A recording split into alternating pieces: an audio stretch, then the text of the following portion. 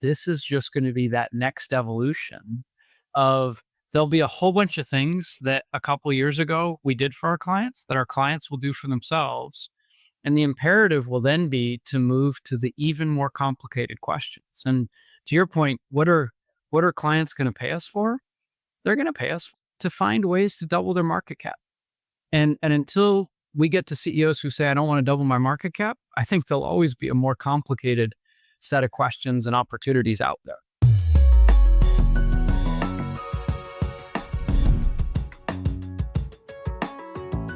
So I'm here with Bob Sternfels, the Global Managing Director of McKinsey. And Bob, thank you for being with us. Oh, it's great to be here. I'm excited to have a chat with you. So I want to start. McKinsey is turning, maybe has turned 100. HBR, by the way, we're 103. So welcome to the Century Club. You know, how would you summarize the company's 100-year legacy? To what extent has McKinsey created the ideas that have shaped the business world? Or to what extent is it about identifying and suggesting best practices that come from elsewhere? I guess I would start with the nature of how we do our work. And the idea is, look, we co-create with our clients.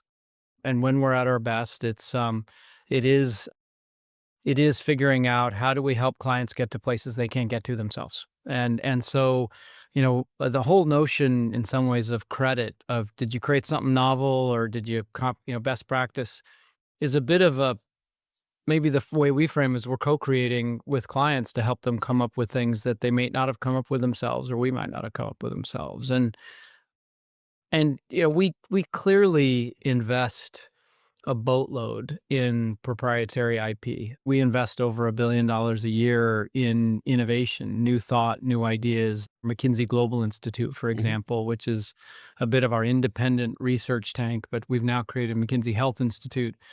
I think if you do look at their history, a lot of that is novel thinking. The most recent looking at a global balance sheet and kind of saying, how's the world when you look at assets and liabilities? That's not a best practice. That's new thought. But equally, part of the reason we stay global as an operating model is then at the more micro levels, the clients that we serve don't want to understand what the leading edge innovation is in their particular country. They want to understand innovation around the world and perhaps even cross sector. And that is part of our model. So I'd probably say if I had to guess, it's probably half-half on this around where are there truly novel co-creation and where is this idea of figuring out how do you bring innovation around the world to clients who may not have access to that innovation based on their, the reality that they're in. So one area of innovation obviously is AI, and I'm sure you're advising companies all the time on how to adapt to an AI-driven world.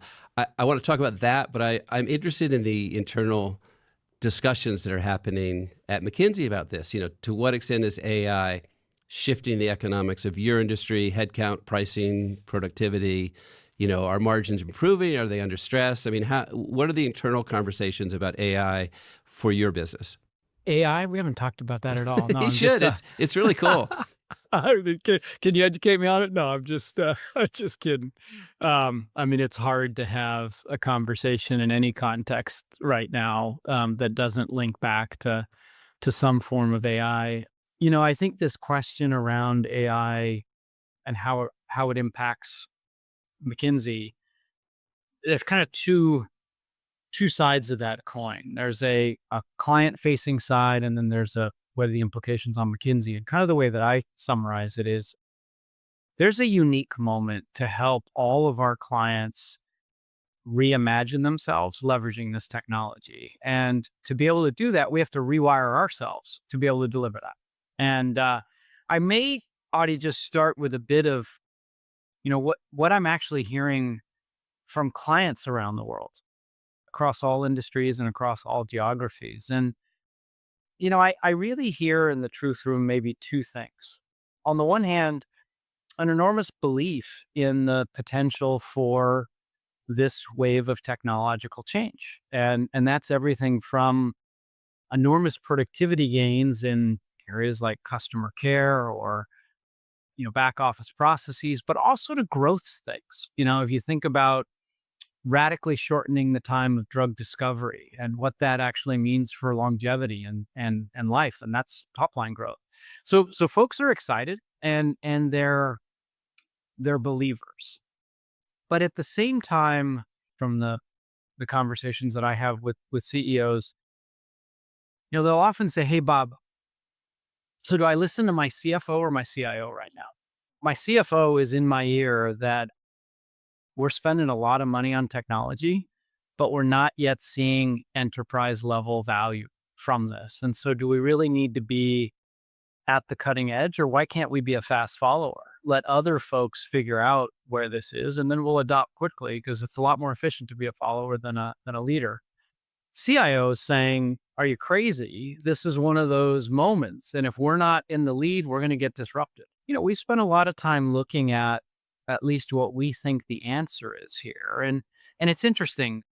I know we spent a lot of time talking about technology, but what we're finding is half, if not more, of the secret sauce is organizational change as opposed to technology implementation. This is for large enterprise. And, it's things like, well, what does your org look like after you're implementing these? Could you have, for example, a much flatter organization that cuts out a lot of middle layers and makes your organization faster? When you think about really complicated workflows, think about a mortgage process. You got all these steps, origination, credit scoring, collection, after service, et cetera. Those are all departments in a bank. Well, why do you have 4 or 5 departments in a process if you can really enable this through AI? Can't you break those walls down? And so we're spending a lot of time thinking through not only what's the strategy and how do you implement, but how do you change the organization? How do you rewire the organization to realize the value? And if you can get that right, all of a sudden the CFO and the CIO are actually on the same page. But we're finding that's harder and it's taking longer than people thought. And so I do think we're going to be in this period where really enterprise fundamentally changing themselves. Yes, enormous potential. It's going to take a little while to get there. So then you kind of say, okay, what does that mean for McKinsey? Which is, I think, where you started the question, Adi. And it means a couple things for us. One, we're applying this to ourselves. And, I often get asked, how big is McKinsey? How many people do you employ? And I now update this almost every month, but my latest answer to you would be 60,000. But it's 40,000 humans and 20,000 agents. And a little over a year and a half ago, that was 3,000 agents. And I originally thought it was going to take us to 2030 to get to 1 agent per human. I think we're going to be there in 18 months. And we'll have every employee enabled by at least 1 or more agents. And we're going to have a workforce that is human and agentic. And how do we kind of navigate that? That's kind of one piece of what are the assets and technologies that we're building in ourselves. The other big piece is how does it change our model? We're coming around to the conviction that we're migrating pretty quickly away from, let's call it, pure advisory work, which was a lot of the origins of our firm and kind of a fee for service model, et cetera. And what's it moving to? It's moving to much more of an outcomes-based model where we say, look, let's identify a joint business case together and we will underwrite the outcomes of that business case. And it aligns our interests with our clients a lot more. And I think will be the way of the future. Now, I mean, AI is going to get better, right? We're still in the early phases of generative AI. If technology can continue to commoditize, even the kinds of analysis and insight that, a McKinsey has long provided, what will clients actually be paying for when they could probably do a lot of that themselves? The kind of problems that we have tackled with our clients over 100 years has not been static, Adi. It has changed radically. And even, I'm now considered a dinosaur in our firm because I'm a little over 30 years with us. But the stuff that I did when I joined as an associate 32 years ago, we wouldn't consider even doing right now. Why? Because clients do that stuff themselves. And we are solving much more complicated, interconnected questions with our clients. And I think what this is going to then mean is this is just going to be that next evolution of there'll be a whole bunch of things that a couple years ago we did for our clients that our clients will do for themselves. And the imperative will then be to move to the even more complicated questions. And to your point, what are clients going to pay us for? They're going to pay us to find ways to double their market cap. And until we get to CEOs who say, I don't want to double my market cap, I think there'll always be a more complicated set of questions and opportunities out there. What is the evolving skills profile then of a management consultant? You know, what do you even know yet? I mean, what are you looking for in new hires? And that must be evolving pretty quickly. I might frame it in what are some things we're confident about now? And then what are some things we're exploring?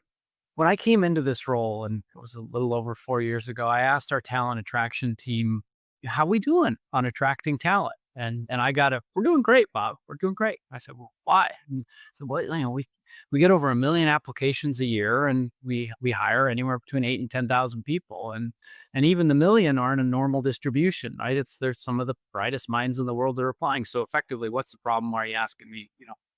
Let me go back and do my job. And I kind of kept asking the question, but well, how many profiles are we really looking for? What are we systematically screening out? And it turned out that really, when you boiled it down worldwide, there's really only 500 pathways that would lead you to McKinsey. And that wasn't tying with what our own organizational research was saying, that the half-life on skills was getting shorter, that people were too focused on paper ceiling. Did you have the right credentials? And so we actually applied analytics on ourselves and took the last 20 years of data and said, what are the skills and characteristics that are most likely to make partner in McKinsey? Because it's not perfect, but it's kind of a marker of success. Only 1 in 6 hires make partner. And it turned out we had some bias in our system. I'll just give you, it was McKinsey, so we had like 50 different implications, but I'll give you the biggest 3. One was that we were too focused on, did you have perfect marks versus did you have a setback and recover? And the applicant who had a setback and recovered was more resilient and more likely to be a higher probability of making partner in McKinsey. And we weren't screening for that. So we've changed the process to look for resilience in the application process. It may sound shocking, but we weren't indexing enough on, had you had real experience in a significant way working with others? Fundamentally, we're about helping our clients change. And, if you've done a team sport, or if you've worked in retail, working your way through college, you've had to engage with others. And it's built a skill, a human to human skill that we're now indexing a lot more on. And then the last one was interesting. Did you have the aptitude to learn new stuff versus had you mastered the subject that you chose to study? And my youngest guy used this one against me, actually, when he was middle guy was changing his major for the 3rd time, and I was a little frustrated with him. And he's like, but Dad, you published a paper that said, if you have the aptitude to learn new stuff. And I'm like, yeah, but you have to do well in the subject that you this go kid's to. smart. But Send his resume to me. It's the only time he quoted me, honey. I was like, really? But it did get us to then change our assessment techniques, where we purposely create an environment where no human in the world will have any pattern recognition in this environment. And we figure out, how well do you do in an environment where you have no pattern recognition and you just have to go figure things out? So those are some of the skills now we know we're moving to. We've launched more of an exploratory look now going forward, where you say, okay, but if everyone gets superhuman with these AI tools, what do you want to add on top of this resilience, teamwork, ability to learn new stuff? That part I just told you I feel pretty solid about. This part I'm going to tell you is places we're more in exploration mode, and just be honest with you. And one of them is, well, what do the models not do well? Right? What do the models not do well? One, they don't aspire. they're not good at setting the right aspiration level. And so when you think about what great leaders do, is they help an organization set the right what should we aspire to? And so how do we start to look for and develop the skills of leadership? Leadership is going to be durable in a post AI world because one of the great things leaders do is they help set an aspiration and get people to stretch. So we're kind of focusing on that. The second is judgment. And you've seen time and time again, these models don't, there's not truth in the model. There's not judgment in the model. Humans need to impose those parameters. So how do you build judgment? And how do you build that capability? And then maybe the last one we're spending a lot of time on is the models are inference models. They're great at a linear approach to problem solving, which is kind of what we've been teaching for the last 100 years. What they're not great as discontinuous leaps, truly novel thinking. And so we're starting to figure out where are backgrounds that are going to be more creative to come up with things that aren't about the next logical step, but are about a discontinuity. And so we're going back to liberal arts degrees and kind of saying, hey, let's come back to some of the things that might have been deprioritized in the past to see if we can get a little bit more creativity. We've sort of looked back, we've looked forward. You've talked about some of the celebratory stuff that's going on. I need to ask, though, you've also had, your share of unwelcome publicity in recent years, and I'm talking about OxyContin, bribery charges in South Africa, conflict of interest accusations in the U.S. and elsewhere. How do you account for all of that? How do you look at what happened and why? Well, I'm glad you asked. And, this has been, I think it's been a real soul searching for us starting about 4 or 5 years ago of really two questions, Adi. On the one hand, where should we be more humble and learn from our mistakes? And at the same time, where should we be more courageous and just say, look, we disagree with you, and we're going to, even though we'll face criticism, we're going to push back because that's what we believe in. And let me kind of parse each of those.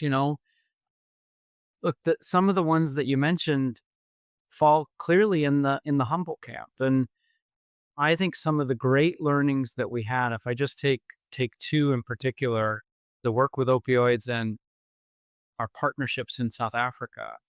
What we learned is that we have to have a higher diligence around client selection. And we put in place a framework that is a really robust assessment now that looks across every aspect from the country, the topic, the institution, the individuals, and the operating environment to say, is this a client that we actually want to bring in to the firm? And so one of the languages that I've used with our partners, and it's hard to drive change in a partnership, is you all grew up with the idea that one of the privileges of a partner is to commit the firm. And I'm not saying that's not the case anymore, but you don't do it alone. You do it with risk professionals. And we invested about $1 billion. I brought in the head of internal audit from Apple, the head of compliance from Walmart, to basically kind of modernize us around these processes. And that's why I also said, look, we apologize. We got those wrong. But we don't want to set out just to remediate the problem. We want to set out to try and set the standard for professionalism for our industry. And so I think that is an important lesson of how do you learn from your mistakes, stay humble, but not seek to just repair them, but seek to actually make yourself better. And we've had a lot of learnings around that. McKinsey has learned a ton from this, and we're setting out to make ourselves better. And one of the things that I've tried to open myself up to, both to regulators and to clients, is look, these are the new protocols we put in place. Do you have any ideas on how we can make them better? Because even what we've put in place, I'm not sure we're ever going to be done on this front. So I just wanted to close the loop on that. Like, I'm obsessed with, we got to be a journey to try and aspire to set the standard for professionalism for our profession. But then, as you say, look, the lifeblood of what we do, and it's why so many great talent from around the world come, is the kind of impact that they can have with clients. I mean, from the outside, it looked like McKinsey was committed to growing as quickly as possible in markets all over the world, with by design, relatively little centralized oversight. And again, from the outside, that sounds like a recipe for trouble. Is that a fair analysis? No, not really. It's easy to kind of say that from the outside, but the truth of the matter is you have three or four forces that are going on here. On the one hand, there's an increasing scrutiny on the side of media governments for all institutions, and so one of the things that we learned through this process is there are some things that we're going to be criticized for that we're just going to push back on. We got heavily criticized for our work in hard to abate sectors on their transition issues. And it was, McKinsey's accelerating climate degradation, et cetera. And we pushed back and said, no, look, if you're going to be committed to climate transition, you have to work with the hardest to abate sectors. It's just naive to say that you're going to solve this problem without that. And so there's a portion of this that was rooted in just more transparency, more criticism, and I'm trying to build a bit of thicker skin. There's a portion which was an evolution in our organization model that said, look, as we do get bigger and as the world gets more complicated and more requirements are thrown in, we do need tighter compliance standards. And this is where the idea that we should have the same compliance and accountability standards as a publicly traded company, even though we're not publicly traded, was, I think, one of the greatest changes that we've been through in the last 6 years. And growth has never been our objective function. And we're privately traded. We don't have quarterly earnings. You don't see McKinsey talking about, oh, we had revenue growth of this or that, because the ethos internally is that we're a profession, not a business, meaning that we want to put our clients' interests ahead of ourselves. And the objective should be, are we doing distinctive work versus, any kind of work? But without the right controls, you can't guarantee that. And so one of the things I think we learned is, even though we had that as our ethos and the objective function was never grow at all costs, if you don't put in place compliance, you're not going to actually be able to enforce those standards. And it's painful for a partnership to give up some of that autonomy, but I think it's one that we now have look, you never get 100% uniformity in a partnership, but I think there's pretty good agreement that these things have made us better, and it's worth giving up that autonomy to actually preserve the integrity of the enterprise. I'll throw one more, sort of critical trope your way, which is, the people would say consultants prescribe frameworks, but don't have to live with the consequences. How do you ensure that McKinsey's advice is more than a PowerPoint strategy, that it creates real, lasting, long-term impact? I hope we get out of PowerPoint entirely at some day, and I say that with love to Microsoft. But it isn't about providing a unique insight. It goes back to this notion of what we really aspire to be is to be impact partners with our clients. And we're on a change journey of moving, quite frankly, from a model that was advisory to one that underwrites outcomes. And today, Adi, about a third of our revenues total are underwriting outcomes. So it's not, hey, you handed me a PowerPoint, great. It's, we collectively signed up for this outcome together, and we're tied on this journey all the way through until that impact is delivered. My hope is that crosses a majority of the revenues by the time I'm done being the global managing partner. We've been around 100 years. You've been around 100 years. We're all presenting important ideas. There are others as well. And yet, this is hard, right? Running a business is hard. Nobody really has cracked the code forever.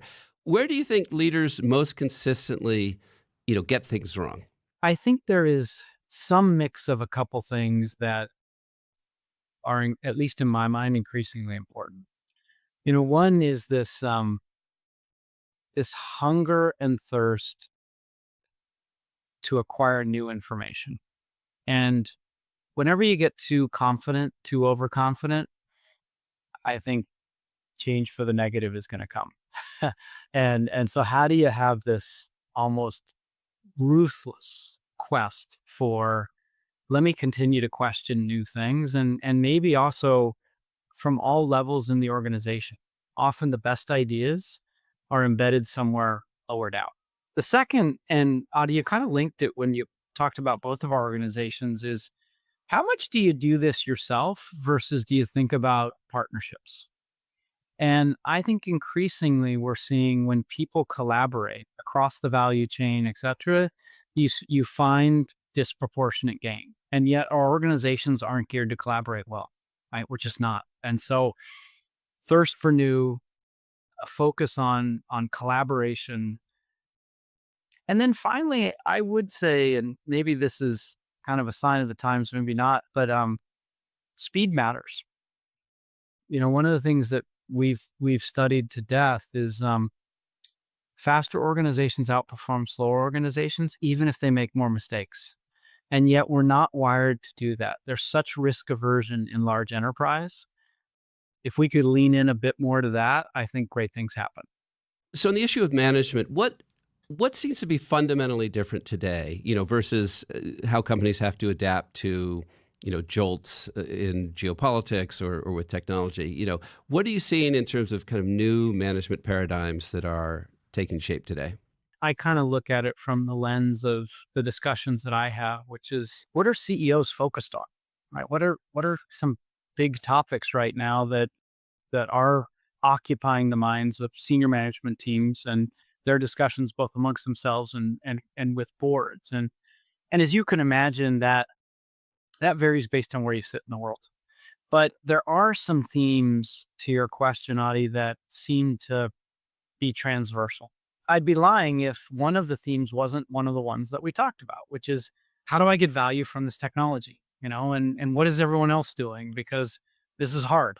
And so I would put that as one of the themes of, how do I transform my enterprise through this revolution in technology that we're seeing right before our eyes. The second big theme is, how do I build more institutional resilience? Because I'm talking now in the guise of a CEO, of the mind that unfortunately things will never go back to how they were. There's going to be a world of continuous shocks. And so in a world of continuous shocks, do I have enough institutional resilience in my organization? And when you burrow under that, what folks often say is, I like sports, so I'll give you a sports analogy. I need to play offense and defense at the same time. So I need defense, that I need enough buffer, enough cushion to be able to withstand something that I don't see coming. But I also can't just play defense. I need some capacity to take some bold bets, even when I may be getting hit with exogenous shocks. Can I play offense and defense at the same time is my simple version of, how do you build institutional resilience? And then maybe the last one, if I were to just give you three, is I haven't met a CEO yet that thinks that their organization model is perfect. Haven't met one. And, a lot of the seminal thinking actually comes from some stuff. I'm going to date myself here, but I've told you I was doing history. A 1959 paper in HBR by Gil Klee this was before he became a GMP. He was one of my predecessors, but it was about creating a global organization. And it was the precursor thinking to the matrixed organization.